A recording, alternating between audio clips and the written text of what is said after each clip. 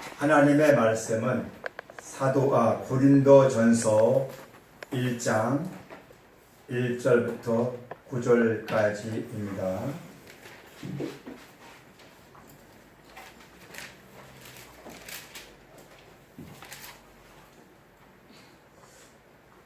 같이 기도하겠습니다. 하나님의 뜻을 따라 그리스도 예수의 사도로 부르심을 받은 바울과 형제 소스데네는 고린도에 있는 하나님의 교회 곧 그리스도 예수 안에서 거룩하여 주고 성도라 부르심을 받은 자들과 또 각처에서 우리의 주 곧 그들과 우리의 주 되신 예수 그리스도의 이름을 부르는 모든 자들에게 하나님 우리 아버지와 주 예수 그리스도로부터 은혜와 평강이 있기를 원하노라.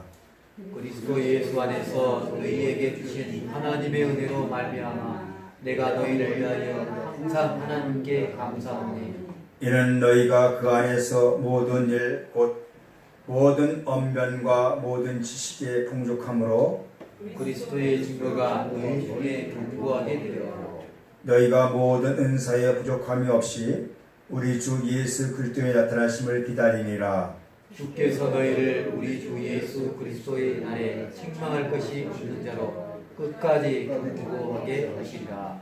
같이 읽겠습니다. 너희를 불러 그의 아들 예수 그리스도 우리 주와 더불어 교제하게 하시는 하나님 그리스도다. 아멘.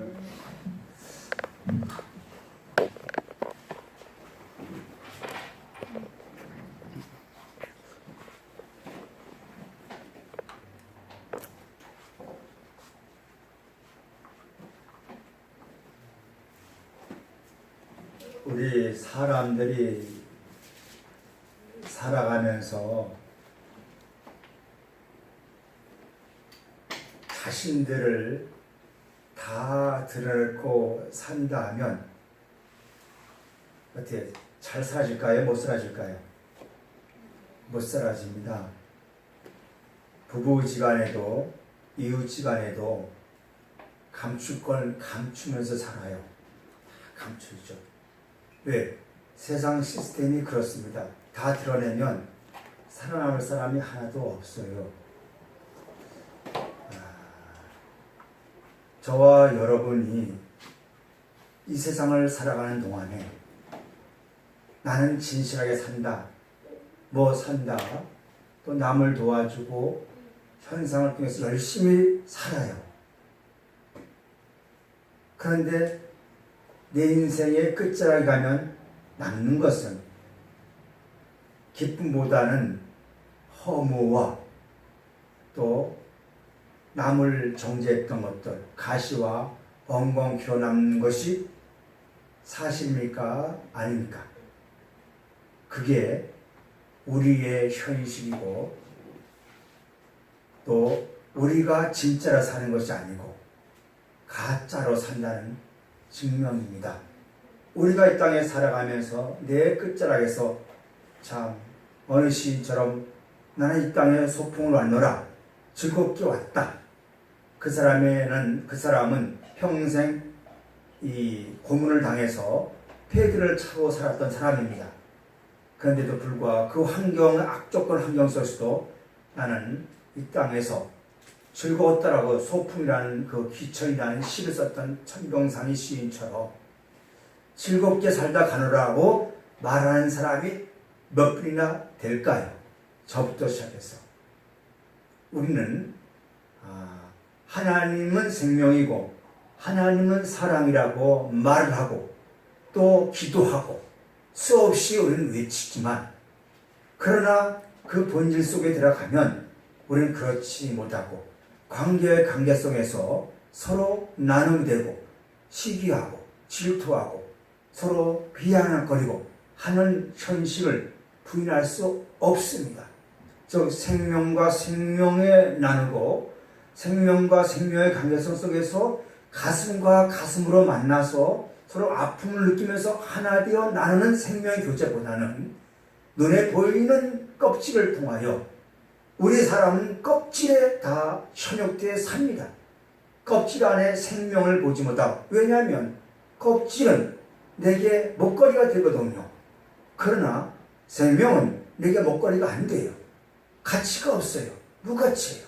그러니까 사람들은 하나님의 말씀보다는 내게 보여진 것을 더 추구해서 거기에 목숨 거는 종교인들이 있는 반면에 그 껍질 속에서 그 알맹이를 보고 그 알맹이에 피어나도록 그걸 보면서 내게는 무가치하지만 내게는 아무 소용이 없지만 그러나 훗날에 아버지께서 나를 인정하리라, 나를 보리라 하는 그 믿음의 소망 가지고 그 사람 때문에 살아가는 두 부류가 있다는 것을 오늘 우리 고린도를 나누면서, 고린도 전서를 나누면서, 이 고린도 전서가 얼마까지 갈지는 모르겠어요. 고린도 전서를 나누면서 끝자락에 15장까지 16장까지 가면서 그 모든 것이 내게 현실화 되어지는 그것이, 그래서 정말 생명과 생명으로 이어져가 가슴과 가슴으로 만나 하나가 되는 하나님의 가슴으로, 예수 그리스도의 가슴으로, 나의 가슴이 너의 가슴에 하나 되어서 정말 티끌도 부끄럼 없이 서로 만나져서 사랑의 축제가 되는 그러한 열매가 되어지는 출발점이 되었으면 좋겠습니다. 되겠습니다. 사람이 많다 적다 아닙니다.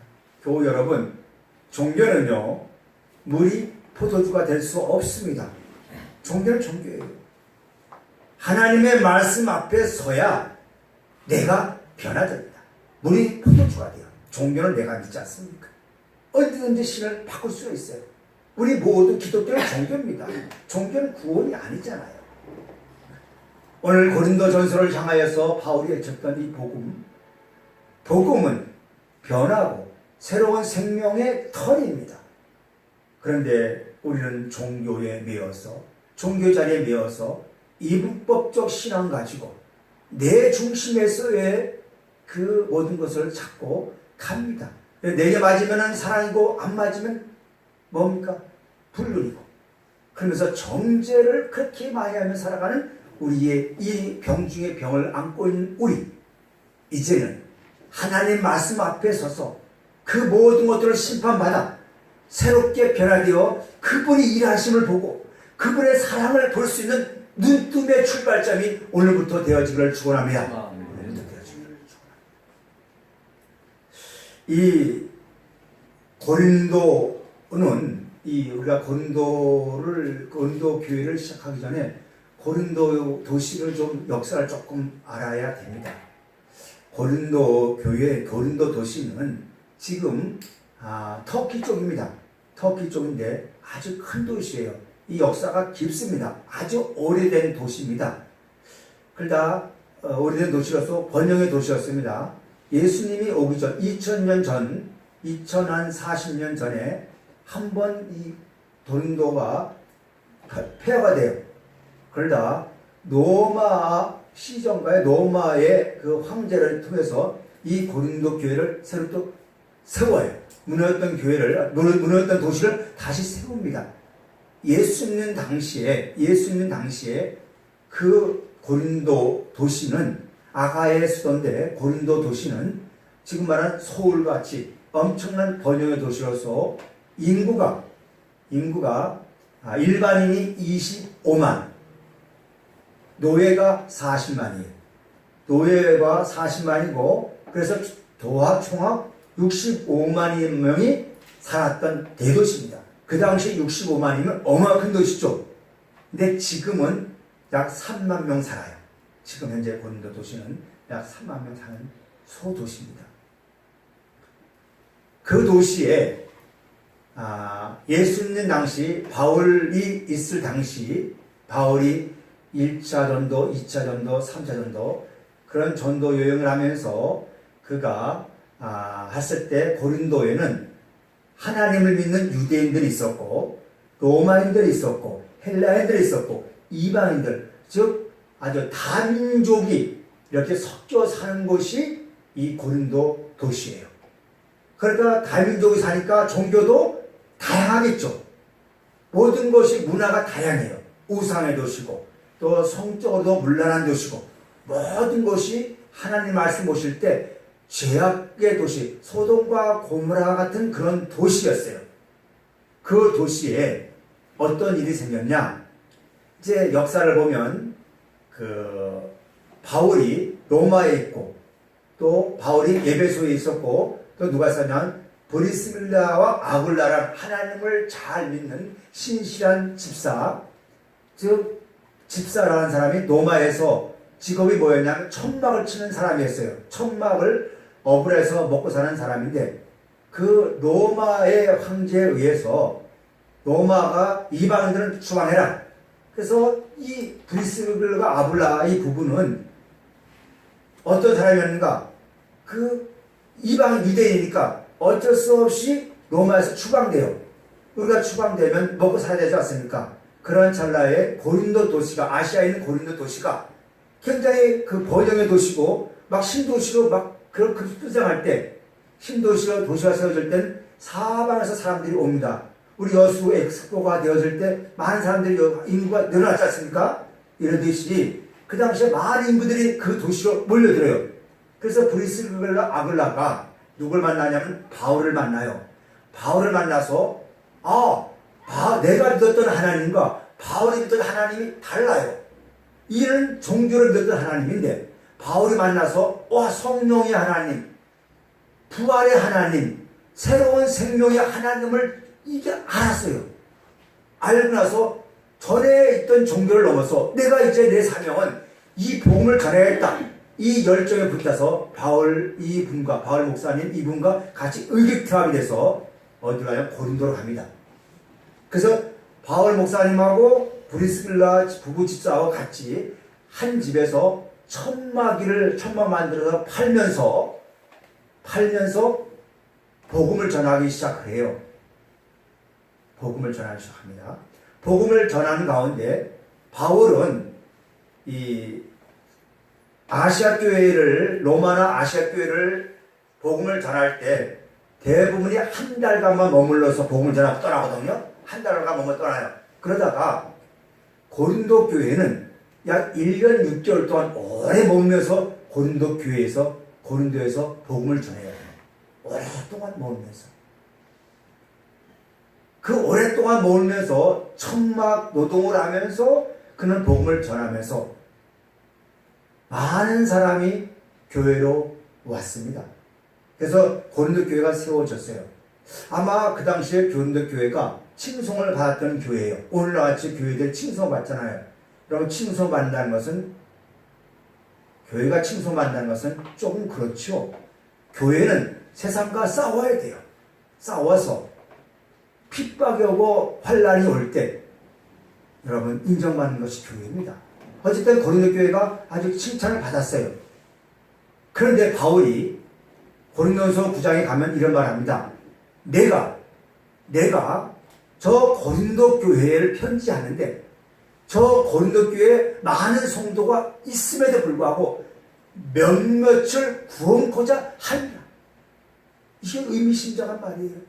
바울의 천막을 치면서 그 노동을 하면서 세웠던 교회에 많은 교인들이 있었는데 바울은 그 교인들을 다 구원의 확신이 있는 사람들이 아니라는 거예요. 다 이제 몇 명만 있었다. 그 몇 명 때문에 내가 지금 너희들에 대해서 눈물을 흘린다. 편지를 쓴다. 여러분, 이 말은 의미심장합니다. 고린도교회 칭찬을 많이 받고 세상에 인정받을 줄 몰랐지만 하나님 보실 때는 아니었다는 거예요.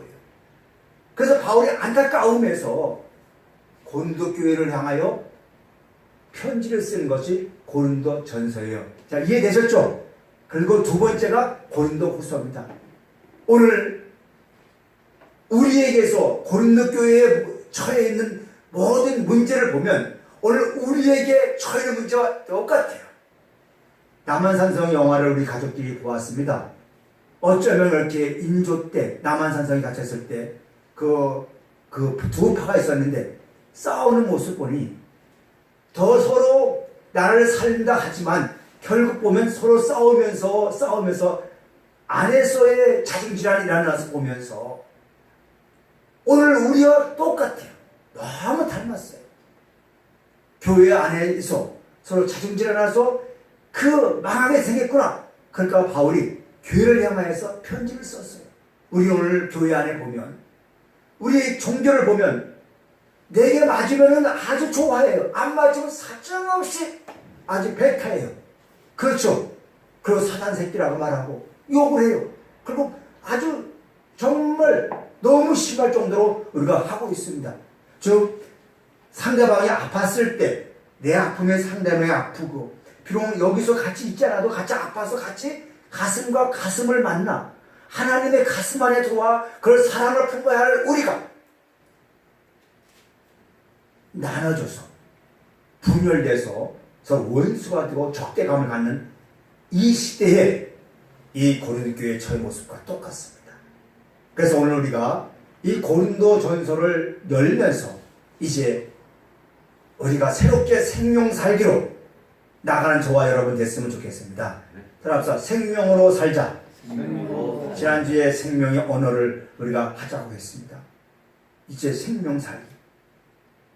1장 1절 한번 같이 읽겠습니다. 1장 1절 시작. 하나님의 뜻으로 따라 이 그리스도 예수 바울은 예수의 사도로 부르심받은 바울과 형제 소테는 자 바울은 고린도 교회를 향해서 서신에서 1장 1절부터 3절까지는 문안 인사 서신입니다. 문안 인사입니다.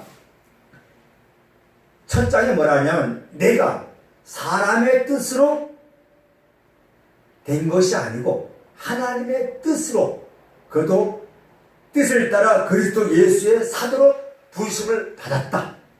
이렇게 서두 자신의 신분을 얘기합니다. 사람의 뜻으로 세워진 것은 종교입니다. 하나님의 뜻은 종교를 넘어서 하나님의 아들로 생명 살기입니다. 믿습니까?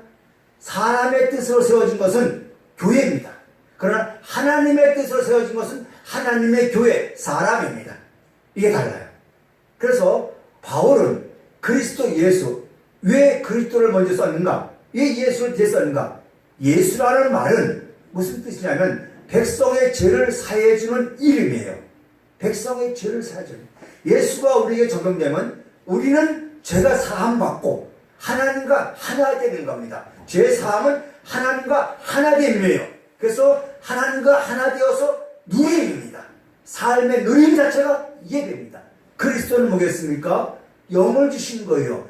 육신의 혼에 속한 우리를 영을 주어서 새해 자유를 누린 겁니다. 혼은 뭐겠습니까? 에고잖아요.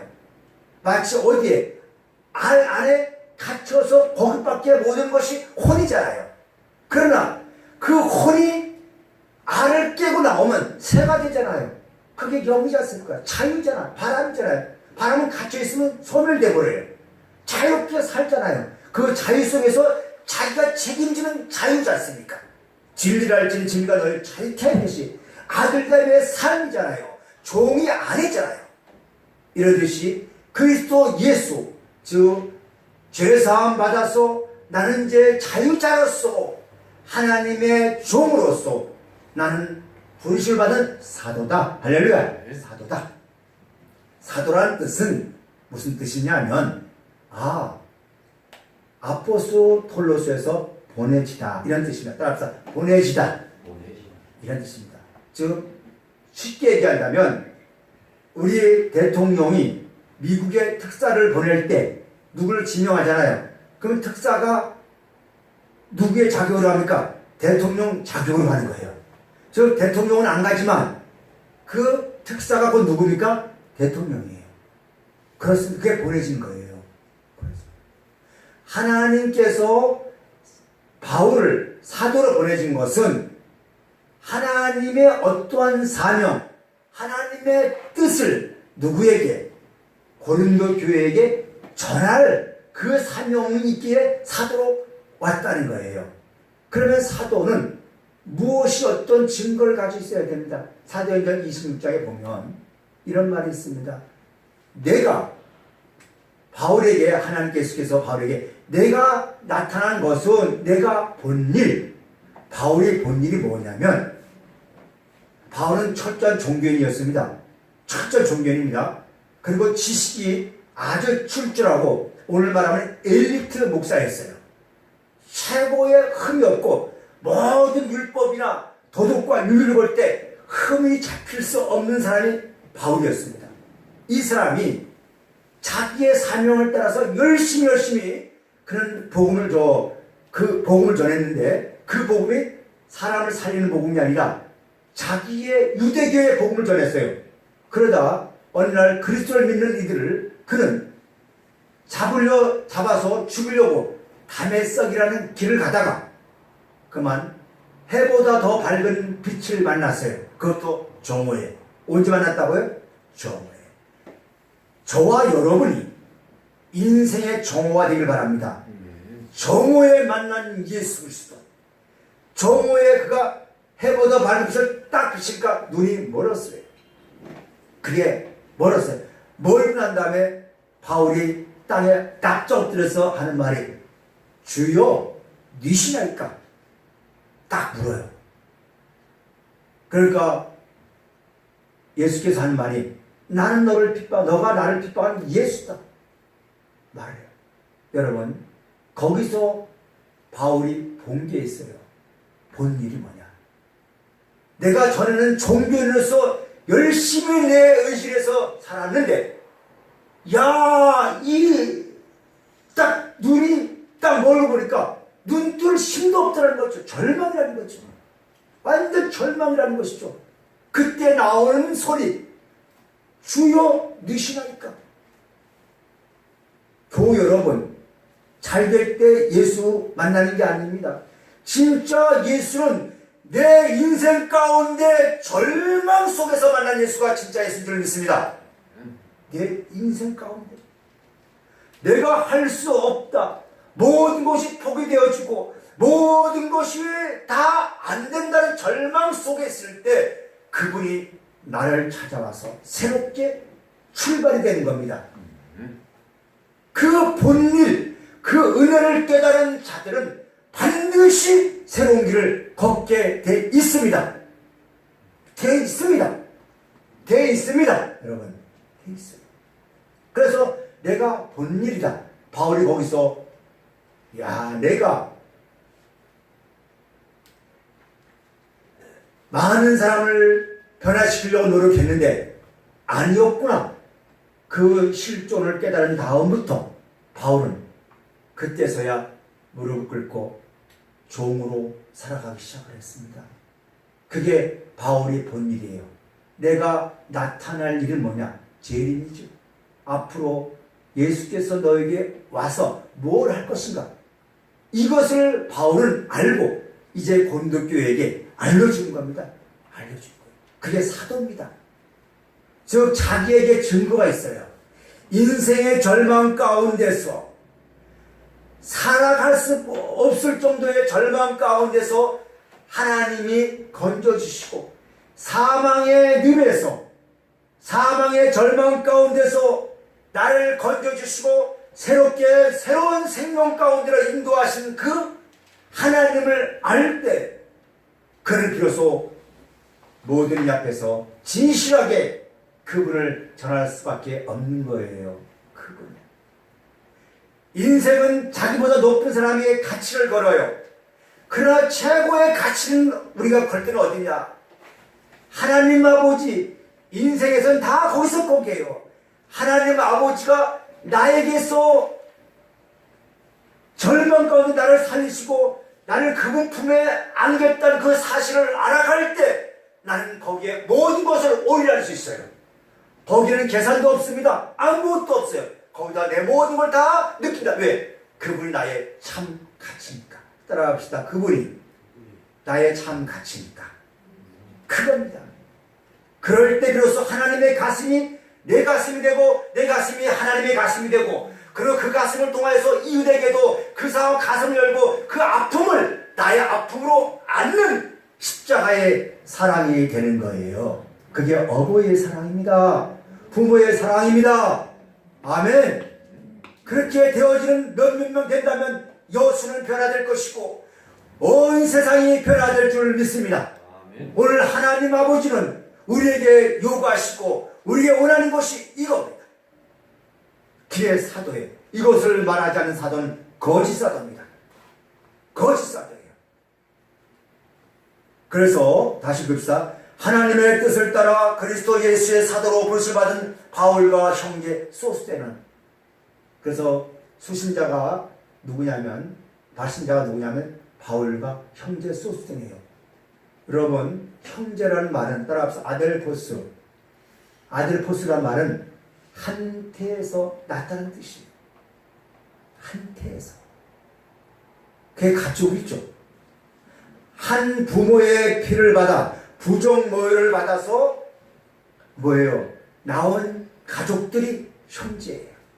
아델포스가 남자고 아델페가 자매예요. 그래서 아델포스입니다. 그게 형제예요. 그런데 여기에서 소스테는 바울이 낳은 사람이 아니에요. 무엇이냐면 말씀으로 나아진 자녀. 히브리서 2장 11절에서 거룩하게 하시는 자와 거룩함을 입은 자들이 다 하나에서 난지라. 그러므로 형제라 부르기를 부끄러워하지 아니하시고 그랬습니다. 하나님의 말씀으로 나아진 사람 형제입니다. 우리가 가장 귀하게 된 것, 내가 하나님의 말씀 나아진 내 실존을 깨달아지고 나의 자존감을 알아갈 때 상대방도 그 사람도 하나님의 말씀 나아진 그 자존감을 알아갈 때 비로소 가슴과 가슴을 만나는 거예요. 할렐루야. 이런 사람 두 사람만 있고 세 사람만 있다면 우리는 무서울 게 없어요. 우리는 두려울 게 없어요. 왜요? 같이 마음을 나누기 때문에 같이 이루어가 되니까 같이 어떻게 해요?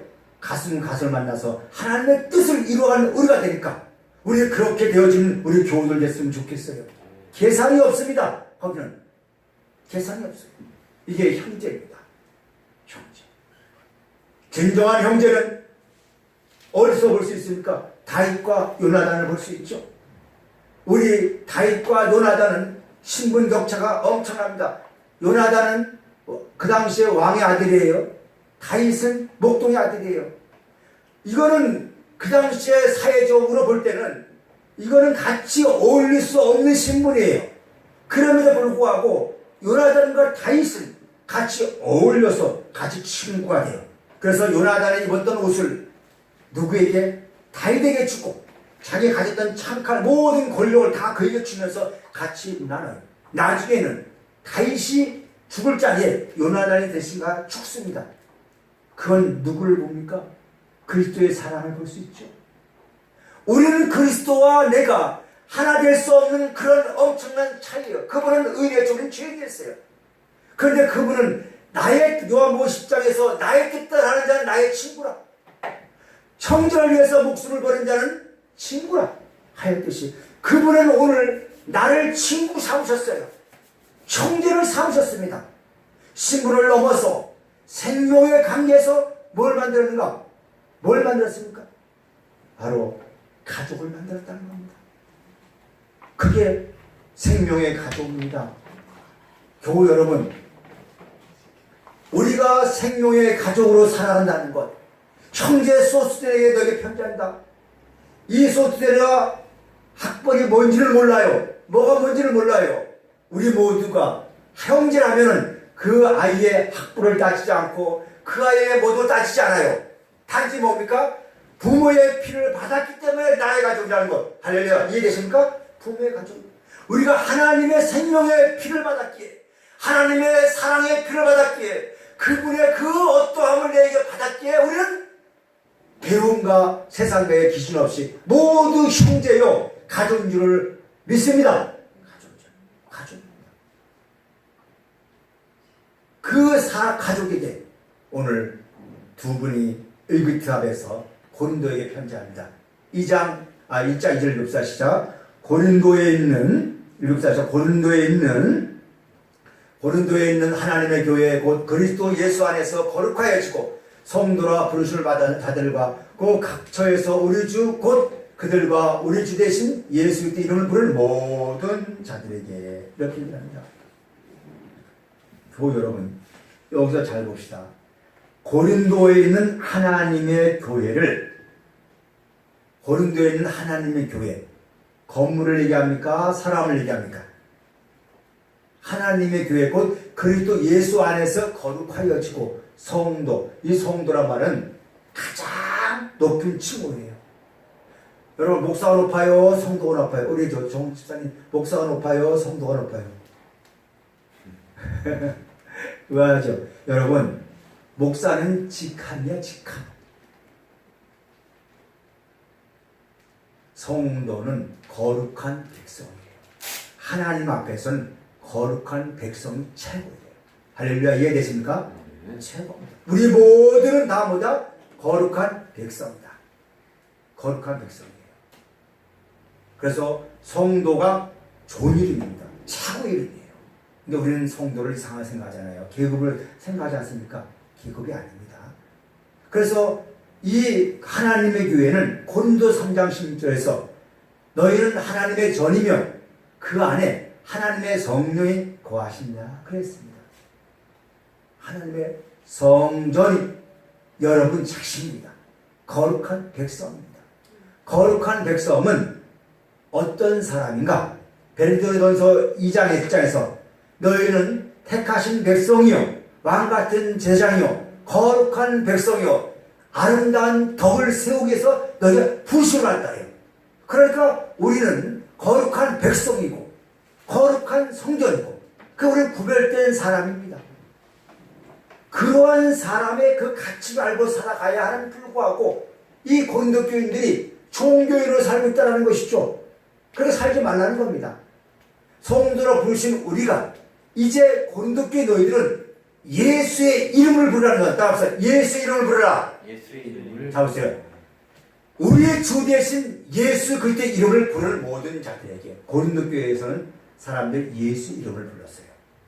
오늘같이 참 제가 이 어떤 분들 만나면 너무 천박해요. 주여 주여 주여 주여 이런 말을 많이 해요. 아니 입에 달라붙었어요. 그 예수 이름으로 뭐 물러가라 뭐 물러가라. 마치 예수 이름이 무슨 부족같이 그렇게 우리는 불러요. 여러분 그런 이름이 아니었어요. 그 당시에 그 이름을 예수 이름을 부른다는 건 어마어마한 거예요. 그 예수 2000년 전 당시에는 모든 이름은 신의 이름이 아니라 로마 황제의 이름입니다. 무슨 이름이라고요? 로마 황제의 이름이에요. 황제 밑에는 총독이 있어요. 총독의 고난은 황제의 고난과 같습니다. 그래서 우리가 히틀러 이름을 하지 않습니까? 그죠? 그러듯이 황제 이름으로 모든 것이 다 거래가 돼요. 황제 이름으로 모든 건 다 돼요. 황제 이름으로. 저기 영국의 여왕은 성공회지 않았습니까? 거기는 예수 이름을 하지 않고 뭡니까? 그 여왕의 이름으로 기도합니다. 마치잖아요. 그러니까 하나님 위에 누가 있는 거예요? 여왕이잖아요. 성공회잖아요. 그 당시에 황제는 신이었어요.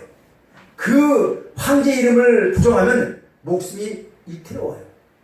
근데 고린도 교회는 누구의 이름을 부르고 있어요? 예수 이름을